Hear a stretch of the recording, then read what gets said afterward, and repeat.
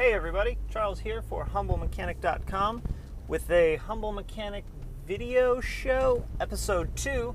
I'm still kicking around what exactly I'm going to call this show, but we're just going to go with the video show for now. I'm fiddling around to make sure I got my mic turned on. I do, excellent. You may notice that the scenario today is quite a bit different than it was last time.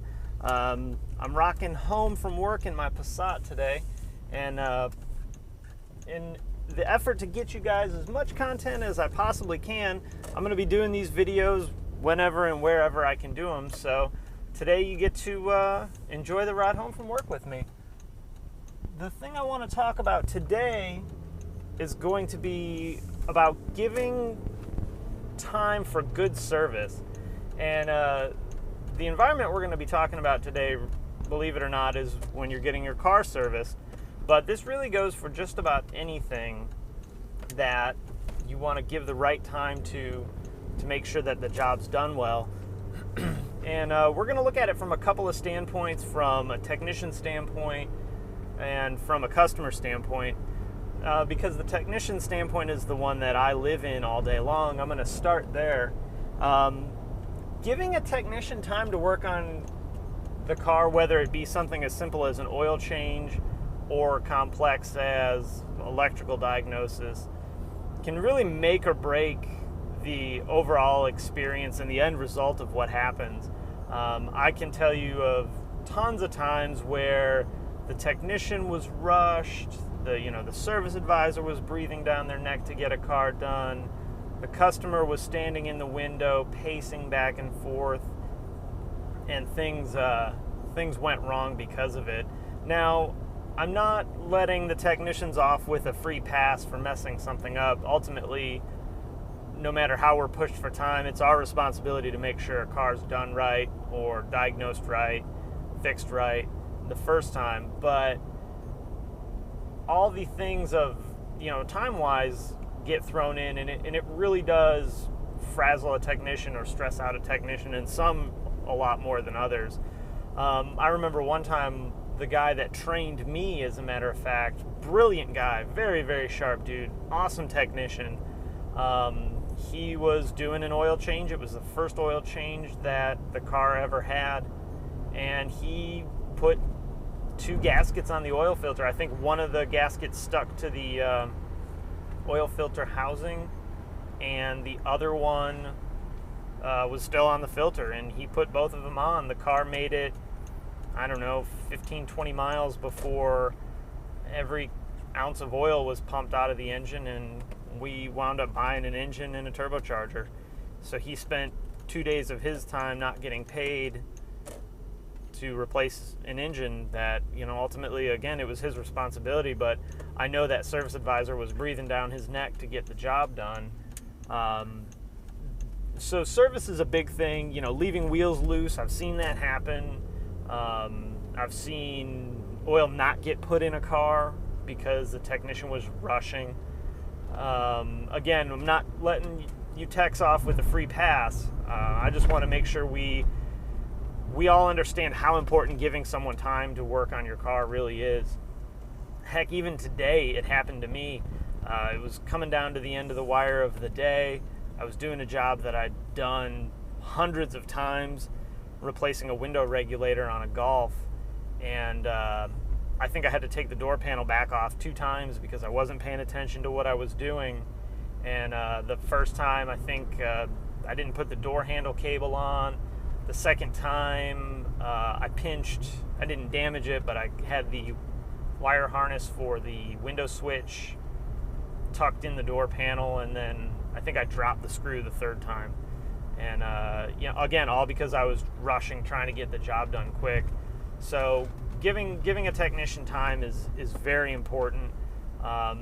We can also run into a situation where we don't necessarily mess something up, but we miss something. And what I mean by that is, let's say you bring your car in for one oil change and a tire rotation, and you're the customer that only has 15 minutes to get your car worked on. Well, that technician's going to hustle and try and get your car done for you, and maybe miss the fact that your wiper blades are torn, or you have a brake light out, or the outer brake pad of your rear brakes is good, but the inner pad is worn all the way down. Now you have a technician that missed out on an opportunity to upsell some work. You have a customer that's upset because we missed something. You have what could be a potentially dangerous situation, all because the situation was rushed. Whether it be from the customer standpoint, whether it be the service advisor standpoint, because they got 7 more cars that need to come in the shop and get done by lunch, or whether it's the technician just flat out not paying attention and hurrying on what he's doing. And that it happens a lot. Like I said, it happened to me earlier today. So as a customer, when you consider having to get your car serviced, and if you're going by appointment and taking it to somewhere like the dealership where, for example, my dealership, we work based off appointment. We do walk-in stuff, but I would say 85% of what we do is based on appointments. You need to give yourself more time than you probably think you do. And what I mean is, when you call to make your appointment, the advisor tells you the oil change takes 40 minutes, you need to leave yourself an hour and a half to have the work done on your car. Beyond just the normal hiccups of a day, sitting in traffic, or leaving your wallet at home, which is something I have more firsthand experience with than I really care to admit. But there's always the possibility that when you take your car in for that oil change, they're going to find something wrong. And sometimes it's, again, you have a brake light out. Sometimes it's you're taking your car to a place that is trying to upsell you something that you don't need. And we'll talk about that more on a later show. But we want to make sure that as a technician, I give you the best possible service. I give you what you're paying for, which is my time, my knowledge, my effort, and I don't want to shortchange you on that, and you don't want to shortchange you on that. And again, leave yourself some time that if we find something wrong with your car, you have that time to give us to fix it.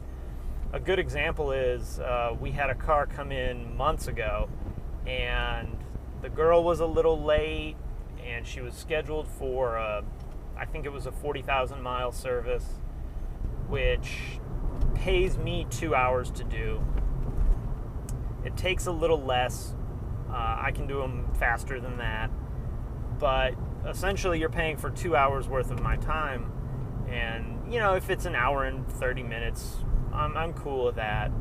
But she brought it in 45 minutes before we closed. Now, when a job's done in half the time that a customer pays for, we have to wonder why that is. We have to wonder, is it because the technician really is that fast and that good? And that happens. There's plenty of jobs that technicians can beat book time on and do really fast without taking shortcuts, without doing kind of a half-assed job on. And there's stuff that you just flat out can't beat the book time on without cheating.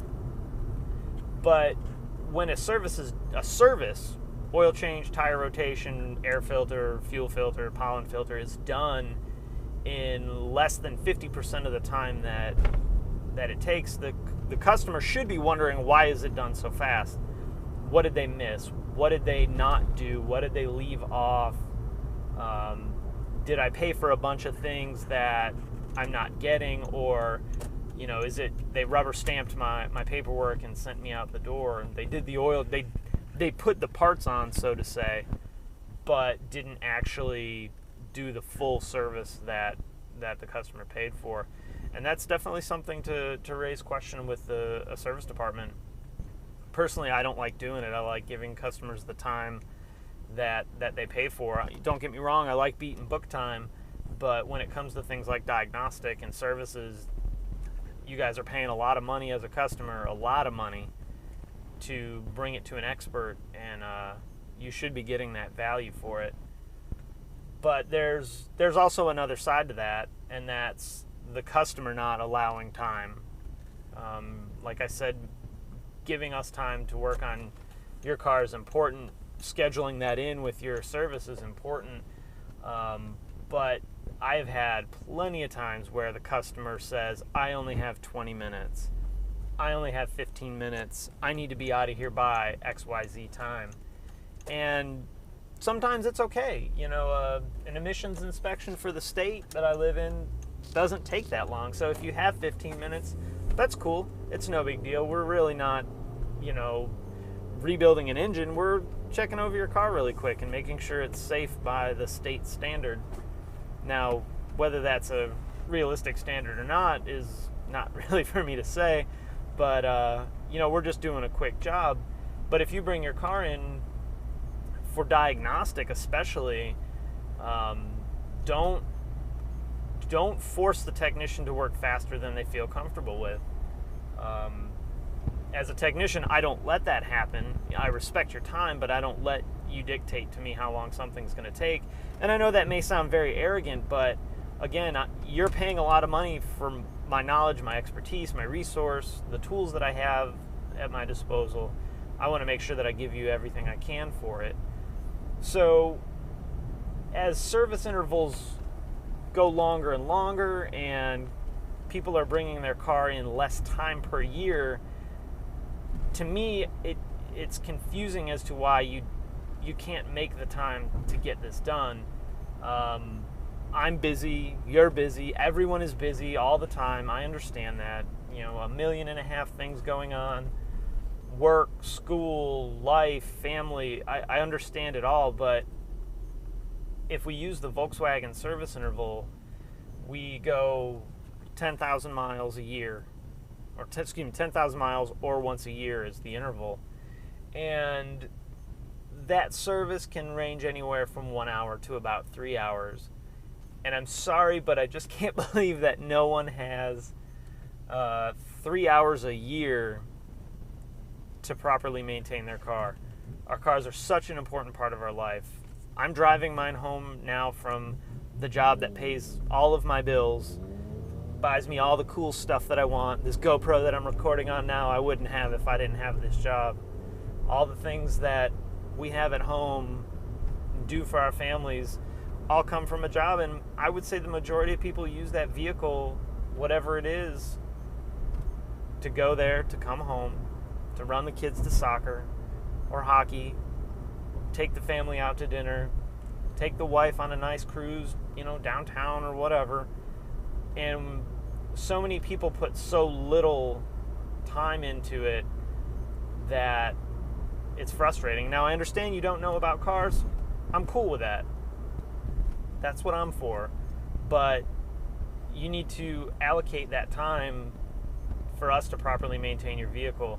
If you had a deck builder come and build you a deck, and they told you it was a $5,000 deck and it was going to take 3 weeks to finish, and you come home from work on day 2 and they're completely done, did they bring more people in? No, because you didn't see anybody there.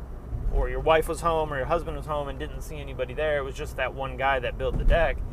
You have to wonder how much you overpaid potentially to have that deck built. Was it really a $5,000 deck?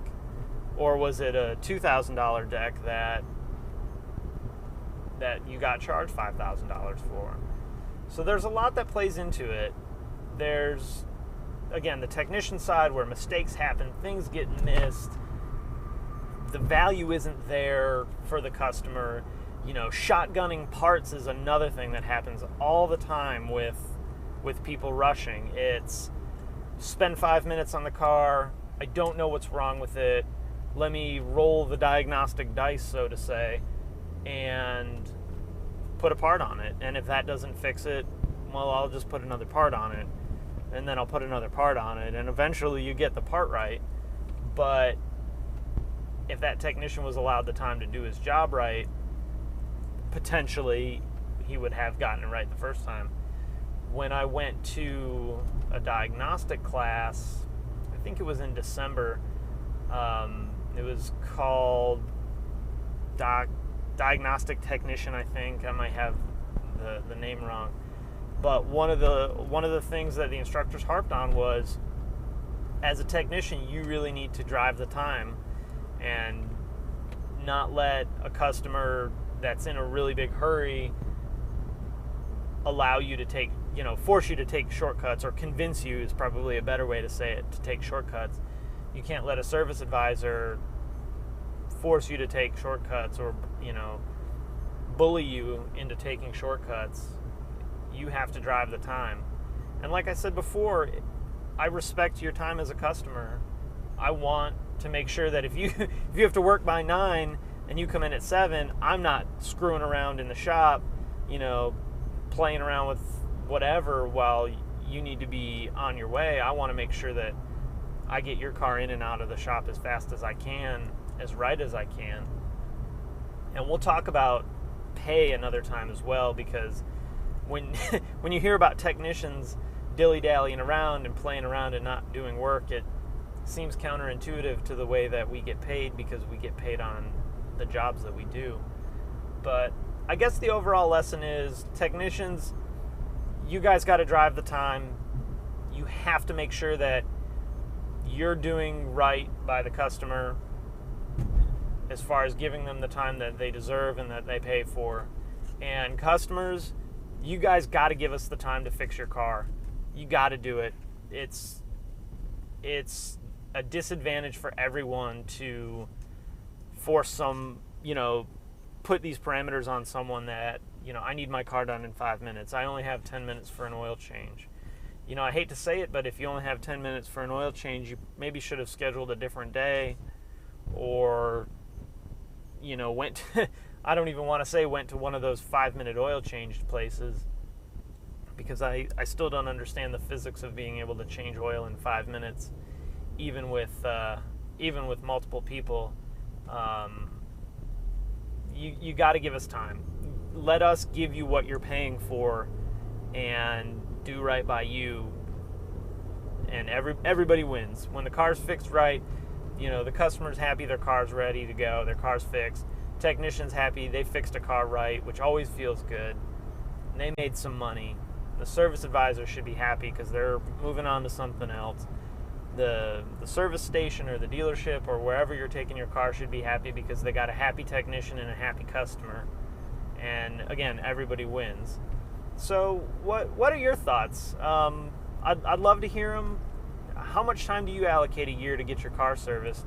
If you're a do-it-yourselfer, heck, you got all the time in the world, I guess. You take a whole weekend and do that service. But I'd love to hear from you guys in the comments or in the show notes area on the blog.